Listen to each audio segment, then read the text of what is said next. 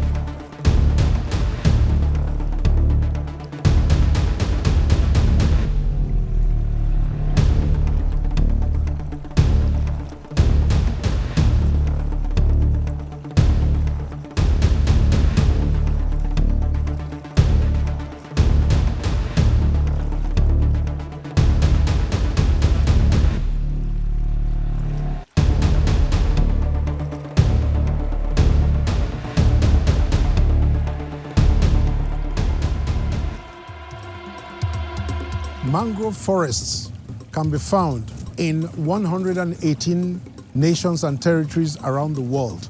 Mangrove habitats are typically found in salient rivers in the delta areas where you have sediments that support the diverse range of biodiversity. These resilient shrubs and trees, which have adapted to a variety of coastal tides, salinity in the water, form an interesting part of our biodiversity in Warri Kingdom. And as we speak, most of these are threatened. We are lucky to find a place intact like this in Warri Kingdom, where we can see the mangrove in the creeks as they flourish. But there are a lot of areas in Warri Kingdom and along the delta of Nigeria where the mangroves are disappearing.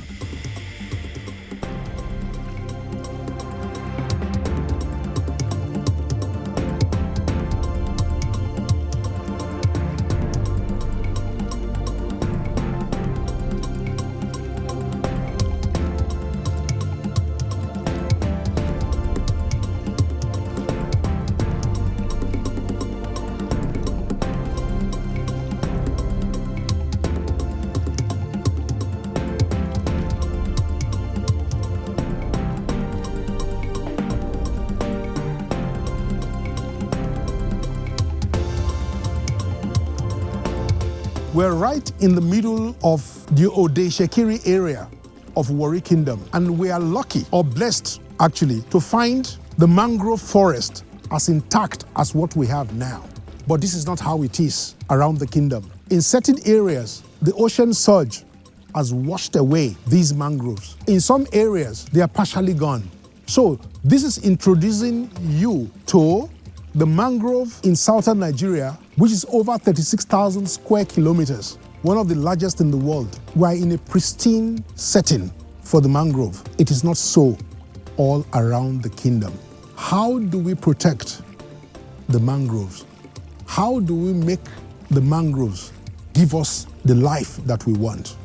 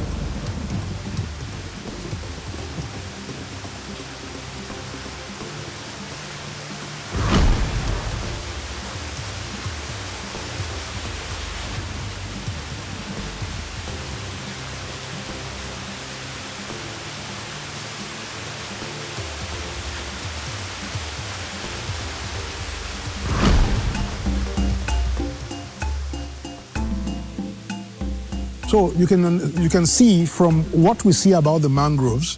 Yeah. In fact, the line of this mangrove is pretty interesting. because it's like a straight line, like this was carved by nature. Nature, exactly. Yes. Exactly. So you were born in this area, Yeah. you grew up in this area, you grew up with the mangroves. What are these things to you as a person? Of course, thank you very much. The mangrove, like you can see, is of great interest to us. First, it helps to protect the shore from being washed away by the ocean surge. That has been one of the help that it has rendered. Also, it's also a source of fishing for us here too, because we grew up meeting fishes staying from within the mangrove. So periodically we do fish along the mangrove. At the same time, it serves as firewood. Those ones that falls down, we do use them as firewood here in the community. By the grace of God, I've been here for over 50 years. So I'm very conversant, and a lot of other things that we benefit from the mangrove. What does the general area, in terms of the animals you see, in terms of how do people go hunting in the mangrove? Because this mangrove forest looks very, very dense, with different, it looks really dense. It is dense, especially when you go further inside. From here, it looks very attractive, but if you are going inside, you see, normally there are different animals that live within. We have reptiles, we have deer, and for some of us that do hunting, we go there also and to hunt for all of these animals, because they are consumables. They are not like the ones that are for the wildlife. So we do consume them, but they are home to reptiles. They are also home to deer, different animals. So inside. So as you can see, we are in Ode Shekiri, which is the ancestral home of all the Shekiris. Yeah. And this is quite close to the city, Warri itself. Yes. What has happened to the mangrove in different areas where you have ocean surge? How is this affecting the general well-being of our people here? Of course. First, the advent of oil has helped to, I won't use the word help, has killed the ecosystem. That's the swamp, all the mangroves. Before now, it used to be very, apart from these ones that are here, if you go further down, you see they are all dried up, standing there. And these are natural things that have helped us, yes, for several years. We're looking at a situation where people will be taught and shown how to regenerate the mangroves by planting mangroves, so that these ones are here. They've been here for a long time. You can see how big they are. Very big. They've been around for a long time. Yes, so more can be made, more can be planted, so that we are able to retain the mangrove forest.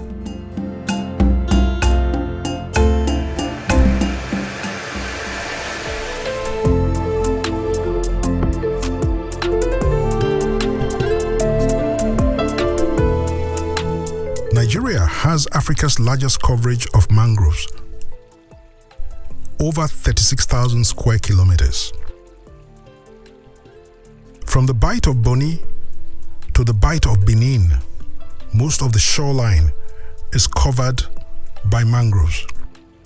And the Ishekiri people of Warri Kingdom inhabit one of the densest sections of the mangroves in Nigeria, therefore in Africa. Over the last 50 years, oil exploitation and exploration have wiped out most of the mangrove coverage in these parts. Why are mangroves so important? Mangroves reduce emissions and remove carbon from the atmosphere, as they collect up to 5 times more carbon than terrestrial forests. Integrating the carbon they capture into its leaves, branches, roots, and the aquatic life underneath the mangroves, and the sediments beneath them. The saline and oxygen-poor environment beneath the mangrove cause organic substances to decompose slowly, therefore creating an environment for aquatic life to flourish. As global temperatures rise, extreme weather events like storms, tornadoes, and flood surges become more frequent and severe. The mangroves play a crucial role in preventing and limiting the impact of climate change. Our mangroves are gradually being destroyed, but just like the Shekiris and the people of the Niger Delta need the mangroves, the world also needs the mangroves too. We must do something about our disappearing mangroves.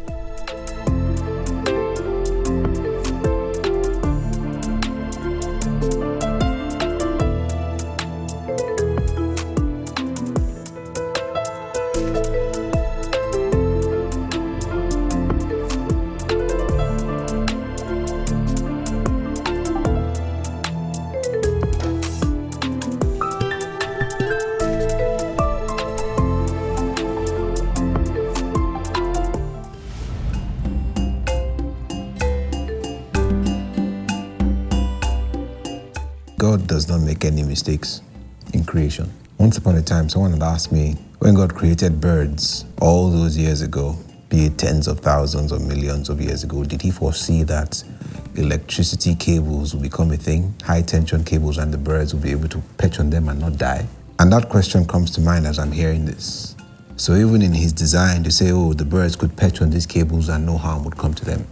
I think similarly, when he created this environment that is the Niger Delta and he put the mangroves there, obviously, because he sees the end from the beginning, he must have known what our environment would be up against normally in terms of surge from the ocean and every other man-made disasters. So the simple answer is, it is crucial to our existence, to our survival in this natural habitat that is our home.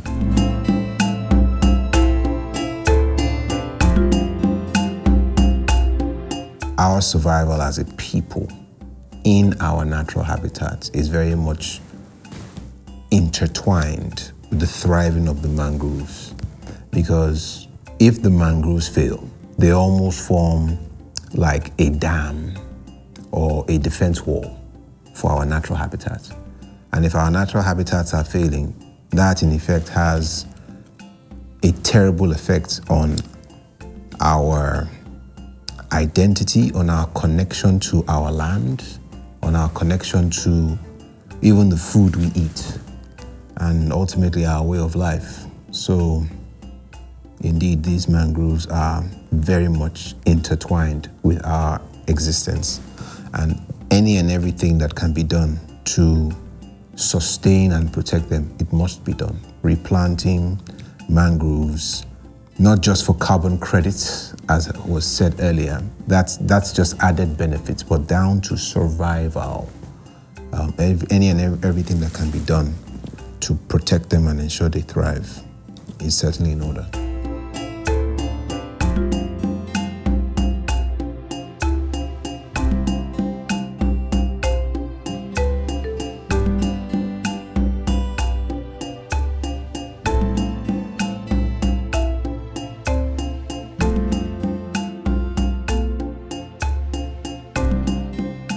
A lot of things that we're talking about with the mangrove are connected to the people, connected to our culture.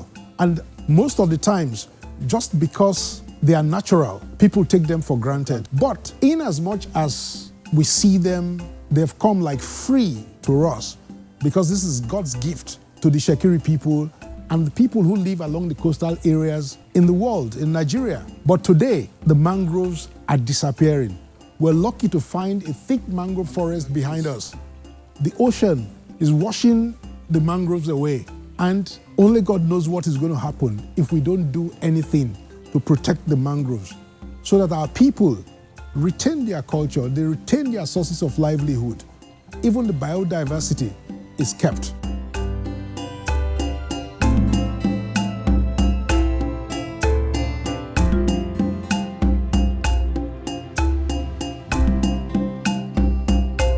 They are a life source. They are a source of protection. They are a source of regeneration. They are critical to the natural infrastructure of this environment.